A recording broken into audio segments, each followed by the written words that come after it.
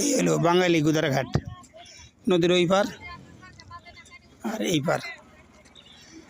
Auto গাড়ি 20 টাকা, up down হলো 40 টাকা, সিএনজি হলো 60 টাকা আপ ডাউন। ডাম দিয়া নৌকা বানাইছে, অনেক সুন্দর। 2টা সিএনজি নেয়, লুক হইল 10 টাকা, মোটর সাইকেল হইল 20 টাকা। পুলের একটা আর্জেন্ট দরকার, নতুন সরকার।